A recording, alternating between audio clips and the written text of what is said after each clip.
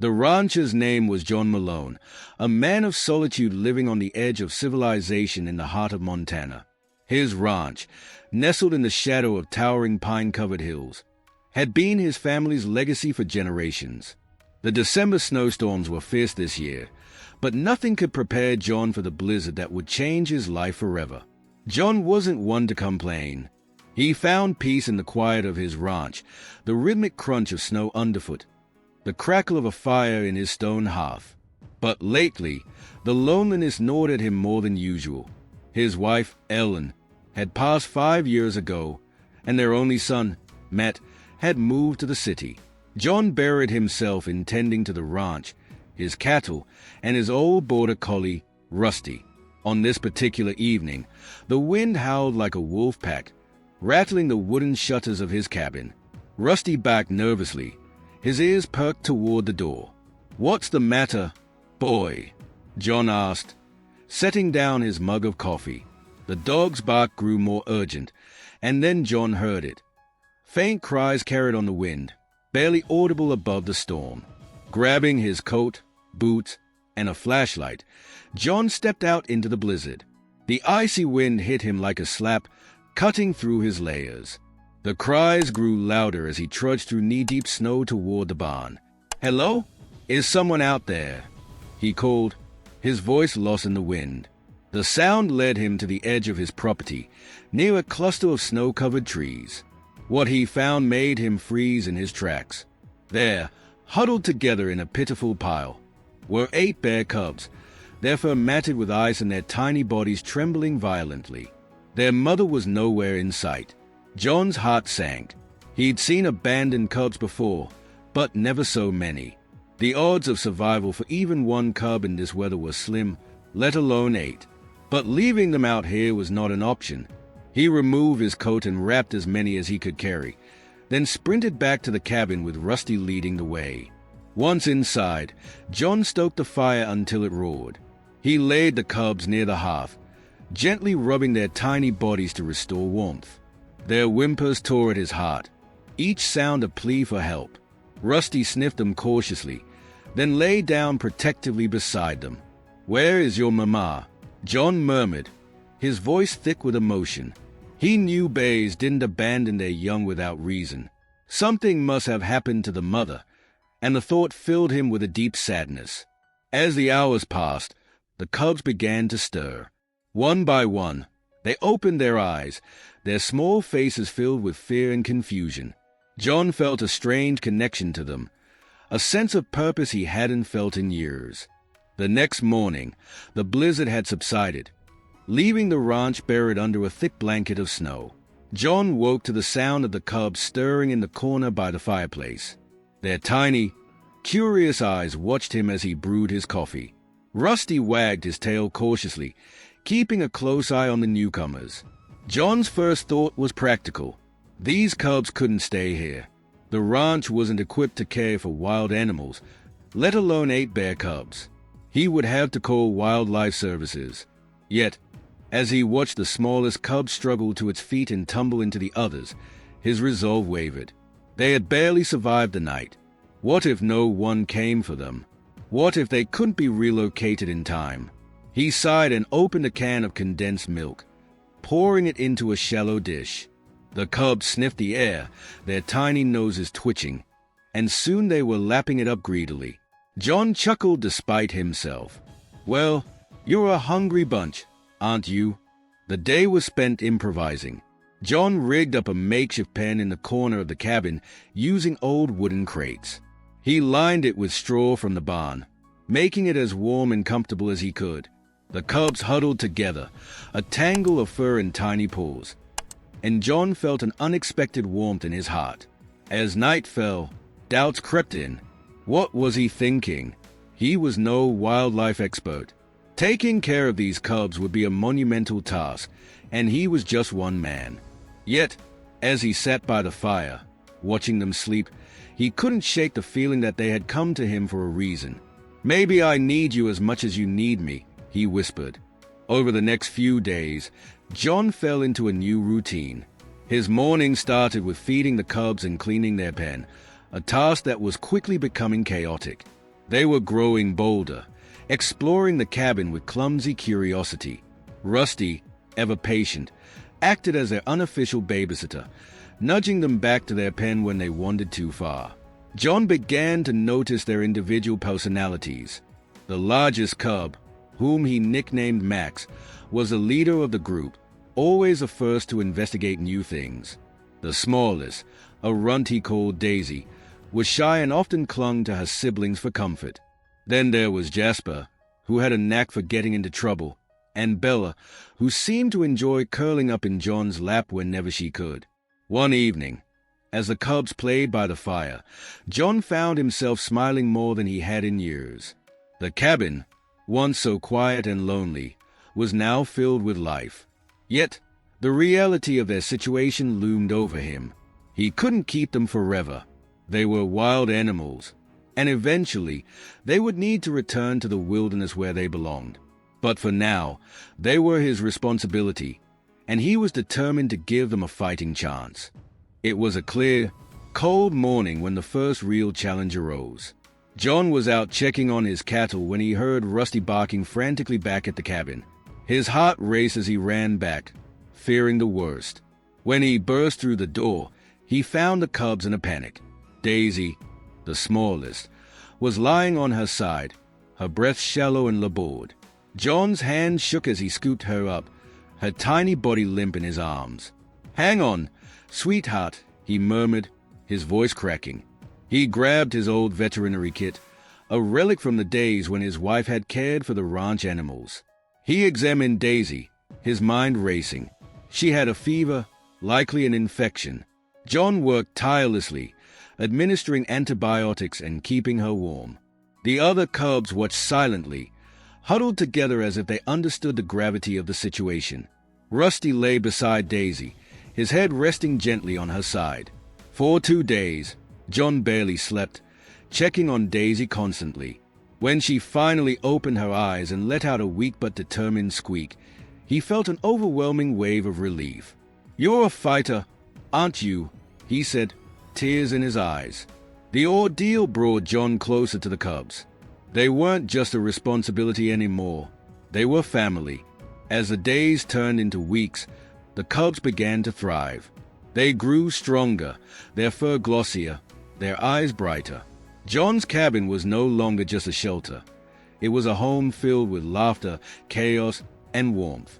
News of John's unusual house guest spread through the small town. Neighbors came by with donations of food and supplies, curious to see the cubs. Some offered to help, but John was cautious. He didn't want the cubs to become a spectacle. One evening, as he sat by the fire with Rusty at his feet and the cubs playing nearby, John reflected on how much his life had changed. The loneliness that had weighed on him for so long was gone, replaced by a sense of purpose he hadn't felt in years. But he knew this was just the beginning. The cubs' future was uncertain, and the challenges ahead would test him in ways he couldn't yet imagine. Still, as he watched them tumble and play, he felt something he hadn't felt in a long time: hope. As word of John's unusual companion spread, a local wildlife biologist named Dr. Emily Carter paid a visit to the ranch. Emily was known for her expertise in bear rehabilitation, and she had heard about John's predicament through the town grapevine. Emily arrived on a brisk January morning, her Jeep crunching over the icy driveway. John greeted her at the door, wary but hopeful. "You must be Dr. Carter," he said, shaking her hand. "Call me Emily," she replied with a warm smile. "I hear you've got a handful in there." John led her inside, where the cubs were playing near the fireplace. Emily's eyes lit up as she observed them. "They look healthy," she said. "You've done a remarkable job, Mr. Malone." "John," he corrected, "and I've just been doing what I can. They're the fighters." Emily spent the day examining the cubs and offering advice on their care. She explained the challenges of rehabilitating them for release into the wild, emphasizing the importance of minimizing human interaction. "It's going to be tough," she said, "but it's not impossible." For the first time, John felt a glimmer of hope that he might not have to face this journey alone. Emily promised to return with supplies and resources to help prepare the cubs for their eventual release. With Emily's guidance, John began implementing changes to the cubs' care. He built an outdoor enclosure behind the barn, complete with climbing structures and hiding spots to encourage their natural behaviors. The cubs were hesitant at first, but soon they were exploring their new environment with gusto. John also started reducing his direct interaction with them, a painful but necessary step. He missed the way Bella would climb into his lap or how Max would nuzzle his hand. But he knew it was for their own good. Rusty, however, remained a comforting presence for the cubs, bridging the gap between human and animal. One afternoon, as John watched from a distance, he noticed Daisy attempting to climb a tree in the enclosure. She struggled at first, her small paws slipping on the back, but she persisted. When she finally reached a low branch, she let out a triumphant squeak. John couldn't help but feel proud. Emily's visits became more frequent, and a bond began to form between her and John. They shared stories over cups of coffee, finding common ground in their love for animals and the wilderness. For the first time in years, John felt a connection to someone beyond the ranch. As winter began to thaw, the cubs grew more adventurous. Their playful antics brought joy to John, but also a new set of challenges. One morning, he discovered that Jasper had managed to escape the enclosure. Panic set in as he searched the ranch, calling out for the mischievous cub. Rusty's barking led John to a nearby creek, where he found Jasper stuck in the icy water, shivering and frightened. John waded in without hesitation, the freezing water biting at his legs as he pulled the cub to safety. Back at the cabin, John dried Jasper off and held him close, his heart pounding with fear and relief. "You've got to be more careful, little guy," he murmured. The incident was a stark reminder of how vulnerable the cubs still were. Emily arrived later that day and scolded John for not securing the enclosure properly. "You're doing an incredible job, John, but you can't let your guard down. These cubs rely on you." Her words stung, but John knew she was right. He vowed to be more vigilant. One evening, as the sun dipped below the horizon, John heard a noise outside the cabin. Rusty growled low in his throat, his ears perked. John grabbed his rifle and stepped onto the porch, his breath visible in the chilly air. To his surprise, he saw a large female bear at the edge of the property, her eyes fixed on the cabin. John's heart raced. Was this the cub's mother? The bear made no move to approach, but her presence was unmistakable. Emily arrived the next morning and confirmed John's suspicion. "It's possible she's been searching for them," she said. "But after all this time, she might not accept them back." The encounter left John conflicted. He wanted the cubs to return to the wild, but he also feared for their safety. Emily suggested a gradual reintroduction, a process that would take time and careful planning. As spring arrived, the cubs continued to grow stronger and more independent. John and Emily worked tirelessly to prepare them for life in the wild, introducing them to new challenges and monitoring their progress. The female bear's visits became more frequent, and John noticed her lingering closer to the enclosure. One afternoon, she approached the fence, sniffing cautiously. The cubs responded with a mix of curiosity and apprehension. Emily observed the interaction with a hopeful smile. "This could be the breakthrough we've been waiting for," she said. John's heart swelled with a mix of pride and sadness. The thought of saying goodbye to the cubs was almost too much to bear, but he knew it was the right thing to do. As the days grew warmer, the time for the cubs' release drew nearer. John found himself cherishing every moment with them, from their playful antics to their quiet naps by the fire. He knew the road ahead would be difficult, but for the first time in years, he felt a sense of fulfillment and purpose. As the days grew longer and the snow began to melt, the female bear, whom John now called Matilda, visited the enclosure almost daily. She would sit near the fence, watching the cubs as they played, her eyes filled with what John could only describe as longing. The cubs, too, began to show signs of recognition. Max was the first to approach the fence, sniffing tentatively at Matilda. Slowly but surely, the others followed suit. Emily encouraged John to remain patient. "This is progress," she said. "She's showing maternal instincts, and the cubs are responding. But we need to be careful. Rushing this could end badly." To prepare for the transition, Emily and John decided to expand the outdoor enclosure. They created a gate that could be opened when the time was right, allowing Matilda to enter on her own terms. The process was painstaking, requiring both precision and trust. John couldn't help but feel a pang of anxiety every time he thought about letting the cubs go. One evening, as the sun set in a blaze of orange and gold, John sat on the porch with Emily. "You think they'll be okay out there?" he asked, his voice heavy with worry. "I do," Emily replied. "They've grown so much. John, you've given them the best possible start. Now it's time to trust nature." That night, John stayed up late, sitting by the fire and watching the cubs sleep. He knew the day of their release was fast approaching, and he wasn't sure if he was ready. The day arrived sooner than John expected. Matilda lingered near the gate, her massive frame a commanding presence. The cubs paced nervously, sensing that something was about to change. John and Emily stood by, watching silently as the gate was opened for the first time. Matilda hesitated at first, sniffing the air cautiously. Then, with a low grunt, she stepped inside. The cubs froze, their tiny bodies quivering with a mix of fear and excitement. Max was the first to approach her, followed by Daisy and the others. Matilda sniffed each of them in turn, her massive paws surprisingly gentle as she nudged them closer. "She's accepting them," Emily whispered, her eyes glistening with emotion. John's heart swelled as he watched the reunion unfold. The cubs seemed to recognize Matilda as their mother, their initial hesitation giving way to playful nuzzles and happy squeaks. Over the next few days, Matilda led the cubs around the enclosure, teaching them how to forage and climb. John and Emily observed from a distance, careful not to interfere. The sight was both heartwarming and bittersweet. John knew he had done his part, but letting go was proving to be one of the hardest things he had ever done. The time had come to release Matilda and the cubs into the wild.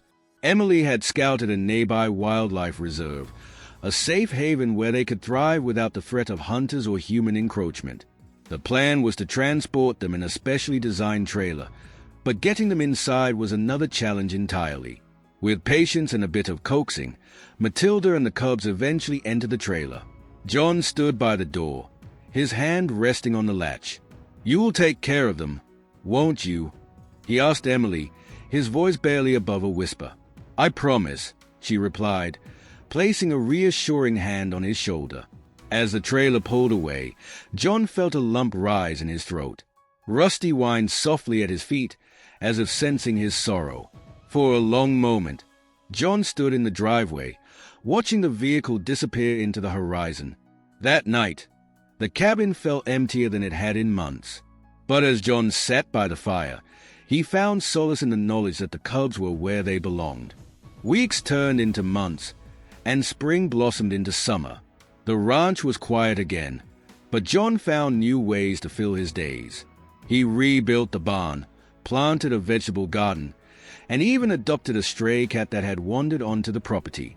Rusty seemed to enjoy the company, and John found comfort in the small, simple joys of daily life. Emily visited often, bringing updates about the cubs. "They are doing great," she said one afternoon, showing John photos of the cubs climbing trees and playing in the reserve. "Matilda's teaching them well." John smiled, his heart swelling with pride. "They are tougher than I gave them credit for," he said. "I guess they had to be." The bond between John and Emily deepened over time. What had started as a professional collaboration grew into a close friendship, and perhaps something more. For the first time in years, John felt a sense of hope for the future. One crisp autumn morning, John received an unexpected phone call.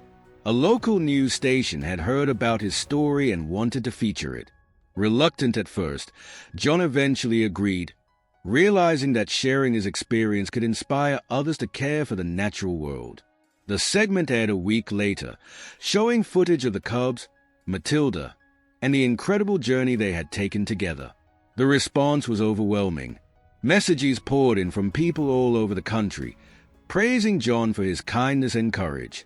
John decided to create a video for his YouTube channel, sharing the full story in his own words. He began by sitting on the porch with Rusty at his side, the mountain stretching out behind him. "Hi, everyone," he said, his voice steady but warm. "I'm John Malone, and I want to share a story that changed my life. It's about 8 bear cubs, a blizzard, and how a little kindness can go a long way." As the video concluded, John looked directly into the camera. "If there's one thing I've learned from this experience, it's that we're all connected. Humans, animals, the land. We have a responsibility to care for each other. So I'll leave you with this question. What's one small thing you can do today to make the world a better place? Let me know in the comments. I'd love to hear your thoughts." The video went viral, touching the hearts of millions. People from all walks of life shared their own stories of kindness and connection, creating a ripple effect of positivity. For John, it was a reminder that even the smallest acts of compassion could spark something extraordinary. And as the first snow of the season began to fall, John stood on his porch, watching the world turn white once again. This time, he didn't feel alone. He felt hopeful, knowing that the story of the Cubs had left a lasting impact on him, on the Cubs, and on the world.